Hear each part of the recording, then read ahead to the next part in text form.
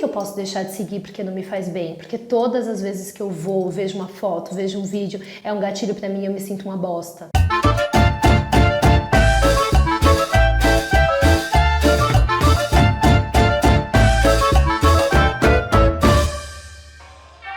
Eu sou a Aline Lima e eu tô muito feliz de estar aqui com vocês.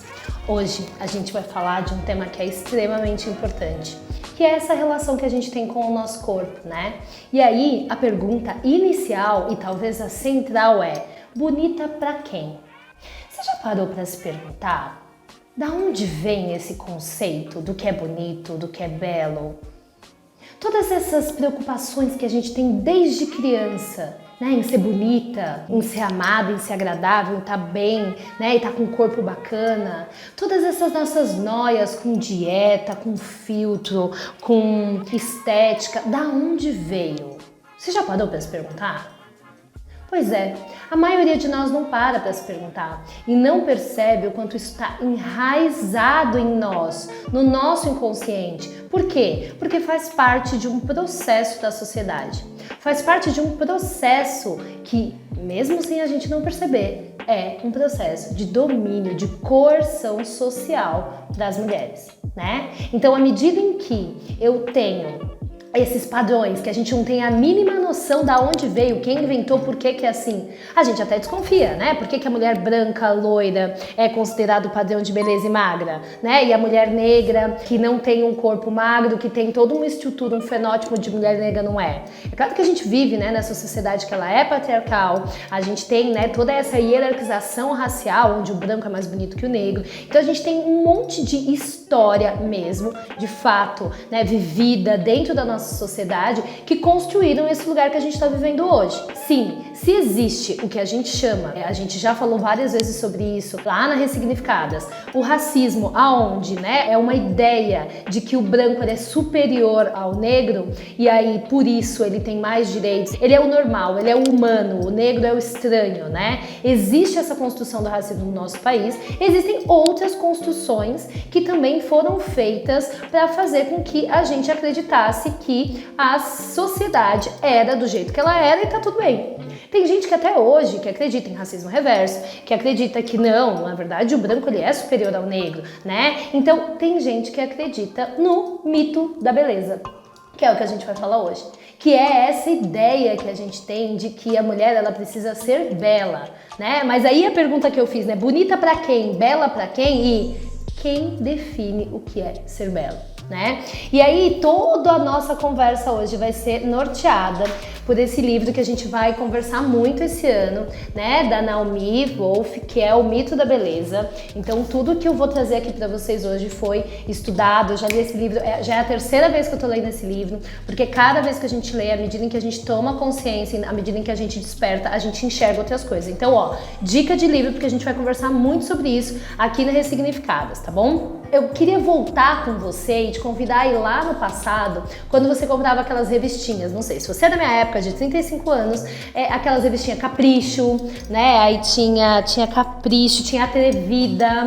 Já naquelas revistas, as imagens de beleza, né, das adolescentes, teens, já carregava ali um estereótipo do que era belo, né? Então eram corpos magros, cabelos lisos, aquela pele clarinha, aquele cabelo loirinho. E aí a gente vai crescendo e construindo já a partir desses símbolos que a mídia traz, né? Que a escola traz, a forma como a menininha bonitinha, loirinha, magrinha era tratada no colégio, que os meninos se apaixonavam por ela, né? As pessoas estavam sempre fazendo os gostos delas, diferente do que acontecia com a menina negra, diferente do que acontecia com a menina gorda, diferente do que acontecia com a menina que possuía algum tipo de deficiência. Então, ninguém precisa ir lá e dar uma aula pra gente do que é beleza, do que é o mito, do que é certo e o que é errado. A gente aprende isso nas relações. Tá posto ali, tá posto na forma em que nós somos excluídos, tá posto na forma em que a gente não ocupa certos espaços, tá posto na forma, na solidão que a gente tem por não ser amada, por não ser aceita, por não ser olhada. Tudo isso, gente, faz parte das relações. E esse aprendizado do mito essa forma que a gente interiorizou, que precisa ser bonita, que precisa ser perfeita, que precisa ser bela, isso tudo não foi algo que a gente leu, foi algo que diariamente foi colocado no nosso inconsciente e hoje funciona de maneira totalmente automática para nos controlar, tá? Tem um trecho do livro que fala assim, ó: a obsessão por exercícios e a dismorfia da imagem são condições que a pessoa não vê o próprio corpo como de fato eles se apresentam. Tudo isso faz parte da característica do mito da beleza. E aí a gente volta e olha, né, quando ela fala, calma aí, dismorfia da imagem. É quando você vai lá pro espelho e assim, você olha pro espelho e se enxerga 20 quilos mais gorda, ou 20 quilos mais magra, ou assim, totalmente estranha, totalmente diferente. E, gente, isso acontece com a maioria de nós, na maioria dos dias, né? Então, eu sempre digo, perguntam pra mim assim, mas como me aceitar, como me amar, o que eu faço? Gente, esse é um processo que, pensa, a gente não tá lidando somente com aquilo que você tá enxergando no espelho, a gente tá lidando com um peso social, com um mito que é pesado, que foi feito pra controlar as mulheres. Então, todos os dias você precisa se relembrar de que aquilo que você está enxergando no espelho muitas vezes está carregado com uma visão social de um padrão de beleza. Muitas vezes eu vou pra frente do espelho e falo, caramba, acho que eu preciso dar uma emagrecida, ou não, acho que agora eu emagreci demais. Gente, nunca tá bom. Nunca tá bom, porque na verdade essa é a ideia de nunca tá bom. Porque imagina se a gente tá satisfeita com os nossos corpos, se a gente tá ganhando os nossos dinheiros, se a gente tá crescendo na nossa carreira, se a gente tá, livre sexualmente, o que vai acontecer com essa sociedade? Que foi desenhada e que se estrutura em cima dessa coerção sobre as mulheres, dessa subjugação das mulheres. O que vai acontecer? O que vai acontecer, gente, é que a sociedade desmorona, né? Quem é que vai servir? Quem é que vai ficar com o papel de cuidado? Quem é que vai ser subjugada? Quem é que vai ser a propriedade, o objeto de um homem para satisfazer os desejos dele? Se a gente tem tudo isso, é quase impossível, né? E aqui a gente já passou historicamente por vários momentos, né? Aquele momento em que a mulher ficava dentro de casa, então ela era da dona de casa. A gente já teve o momento da castidade, né? A gente já teve momentos em que essa mulher, ela estava ali presa ao ambiente, né? A dona do lar, presa ao ambiente familiar, cuidando desse marido, cuidando dos filhos, cuidando dessa prole. E agora, quando essa mulher rompeu, poxa, ela... Vamos lá, anticoncepcional e liberdade sexual, né? A gente sabe que isso ainda é um tema que precisa ser muito discutido. Mas aí essa mulher vai para o mercado de trabalho, porque também houve uma necessidade dentro da economia, dentro da história da sociedade. Ela foi para esse mercado, ela tá crescendo, ela tá estudando mais que o homem, né? Ela tá ganhando dinheiro dela, ela tem independência financeira, né? Algumas, né? Quando a gente fala muito disso, pense que eu tô falando de forma geral, mas existe uma diferença muito grande entre a mulher negra, a mulher branca, a mulher trans, a mulher com deficiência. Então, só segura isso, uma hora a gente conversa melhor e aprofunda. Mas se acontece tudo isso, eu preciso, de uma forma ou de outra, usar outras formas de coerção dessa mulher. E a beleza, gente, a beleza, ela é uma coisa que ela pega todo mundo, né? Aposto que todas nós, assim, quem tá me escutando, quem tá me vendo, já passou na última semana por alguma questão relacionada à beleza, mesmo sem saber de onde veio isso. Tem um trecho do livro que eu acho que é muito importante, que fala assim, ó: a mulher precisa escolher a aparência que deseja ter e o que ela deseja ser, ao invés de obedecer ao que impõe as forças do mercado e a indústria da publicidade. A mulher precisa escolher a aparência que deseja ter e o que ela deseja ser. Aí, essa parte dessa frase eu acho que é muito importante a gente falar, porque assim, escolha, gente, vem de autonomia. Autonomia vem de consciência. Ninguém escolhe sem fazer uma reflexão crítica. Você não escolhe qual é o corpo que te faz bem, o que te faz bonita, como você quer ser, se você não questiona aquilo que foi colocado pra você como padrão. Então, muitas vezes a mulher fala assim, e eu também, tá, gente?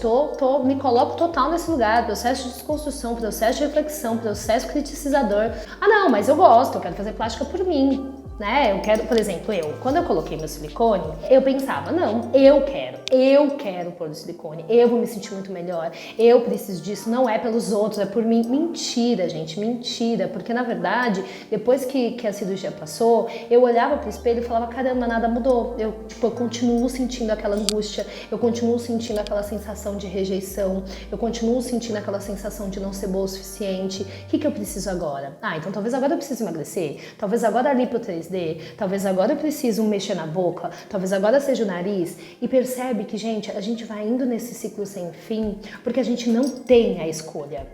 Não é a gente quem escolheu fazer aquilo. A escolha é feita por meio de todo o padrão de beleza que está dentro da gente. Todo o padrão de beleza que faz com que a gente fique angustiada todos os dias, se comparando, faz com que a gente fique achando que a outra é melhor. Então percebe que também todo esse processo do mito da beleza, ele coloca a gente uma contra as outras. A gente tá o tempo todo uma contra as outras, porque aquela é mais bonita, porque aquela tá magra, olha a celulite daquela, olha aquela. Não, então, olha a atual do meu ex. Nossa, mas que pena, mas ela tá gorda. Nossa, ela é magra. Gente, mas ele tá com esse tipo de mulher. Percebe que tudo gira em torno, e o próprio mito ele faz isso, ele coloca o homem no centro, porque é o homem quem tem o domínio, né? E em tese a gente tá ali o tempo todo disputando a atenção desse homem, desse príncipe encantado, por mais que a gente fale que não. De uma forma ou de outra, pelo menos na visão de uma mulher cisgênero que é bissexual, eu acho que de uma forma ou de outra toda a sociedade faz todos os desenhos e os processos para que a gente coloque o homem no centro e a gente tá sempre, né? Então, quando a gente olha para nossa carreira, para a estrutura de poder, quem que tá lá no topo? Quem que precisa estar o tempo todo? Quem tá dando as ordens? São os homens. As mulheres dificilmente estão em cargos de grande e alta liderança, né? Quando a gente olha quem tá no topo também, quem tá no topo dos grandes veículos de comunicação que estão ditando como que as histórias vão ser contadas. Os homens também, né? Então, de uma forma ou de outra, todo esse processo alimenta o poder do homem, que é o que a gente já falou. Tem um outro trecho que eu acho que é muito importante, que é: estamos no meio de uma violenta reação como uma arma política contra a evolução da mulher, que é o mito da beleza. Então, percebe? Uma arma política. Não é um problema individual seu. Não é que você é estranha, que você é feia, que você precisa emagrecer. Sim, se você quiser escolher e ser assim, faça essa crítica. Enxergue que o seu problema, a dor que você sente, tudo isso que você está vivendo é muito menos individual e é muito mais coletiva. É uma dor que nos une. Todas nós sentimos essa dor em algum menor ou maior grau. Por quê? Porque na verdade é um instrumento político. Faz parte da sociedade, né? E faz parte desse rompimento, dessa emancipação, desse processo de autonomia que a gente discuta e faça isso juntas. Por isso que a gente está aqui. Por isso que a gente tem criado comunidades de mulheres para falar sobre isso. Porque senão a gente fica em casa se cortando, se mutilando, enfiando o dedo na garganta, buscando alcançar um ideal que não existe. Esse ideal, ele não existe. Ele é ilusório. Ele vai mudar à medida em que você chega. Colocou o peito, é outra coisa agora. Mudou a boca, é outra coisa agora. Ainda mais em momentos de mídias sociais, de redes sociais. A gente tá sendo bombardeado o tempo todo por blogueira fitness, por não sei o que, então agora muda aqui. E a indústria da publicidade, ela acaba fazendo isso. Ela acaba sendo esse lugar de estimular cada vez mais que você esteja insatisfeita com o seu corpo, para que você compre novos procedimentos cirúrgicos, para que você, de fato, movimente toda essa economia, toda essa coisa, mas se destruindo. Por isso que é muito importante que a gente se questione sempre de quem a gente está comprando. Quais são as marcas hoje que são realmente preocupadas, como que elas fazem as suas publicidades, como que elas falam e tratam as mulheres. A gente já tem um grande poder, né? O poder de compra é um grande poder da mulher hoje. Se a gente continuar comprando e estimulando marcas, blogueiras, canais, jornais, blogs, que vai perpetuar esse lugar da mulher de a menor, a subjugada, aquela que tem sempre que estar se machucando para se tornar bela, gente, isso vai nos matar também. Então, eu sempre vejo como saída imediata, porque é um processo que é estrutural, então todos os dias a gente vai ter que mudar, mas eu vejo como saída imediata que a gente possa fazer pequenas escolhas diariamente, né? Então quem que eu posso deixar de seguir porque não me faz bem? Porque todas as vezes que eu vou, vejo uma foto, vejo um vídeo, é um gatilho pra mim, eu me sinto uma bosta, né? Quem são as marcas que estão sempre colocando aqueles corpos perfeitos, corpos padrões, que não entende a diversidade que é ser mulher, né? Que não tem mulher negra, que não tem mulher trans, que não tem mulher com deficiência. Quais são essas marcas? Quem são as pessoas que diariamente fazem com que eu me sinta mal do meu círculo de amizade? Como que eu posso, de uma forma ou de outra, me distanciar emocionalmente dessas pessoas, porque elas não estão me fazendo bem? Eu preciso, gente, pra gente poder se amar, gostar da gente, viver esse processo que não é uma coisa única, cheguei, me amei e acabou, a gente precisa também olhar fora, né? A Joyce Bert, ela traz no livro dela, o que é empoderamento, exatamente esse conceito, e eu gosto muito de repetir, né? Se empoderar não é sobre você, não é sobre o seu processo individual, é sobre essa mudança que a gente faz a partir do autoconhecimento, a partir dessa crítica, esse processo de questionamento, e a gente move também a sociedade. De nada adianta a gente se sentir maravilhosa, incrível, foda, se outras mulheres dentro da nossa sociedade ainda estiverem aprisionadas a isso. Então a gente precisa conversar, a gente precisa questionar, a gente precisa entender que o que a gente está vivendo, nós, mulheres, é muito mais um problema coletivo, uma questão coletiva do que individual. Então a troca, a conversa, as comunidades, a empatia verdadeira, uma empatia que também é social, não é uma empatia individual, são extremamente necessárias para a gente romper com isso e para que a gente de fato faça a luta por uma sociedade muito mais equânime, mais justa, onde a gente possa ser reconhecido como humanas,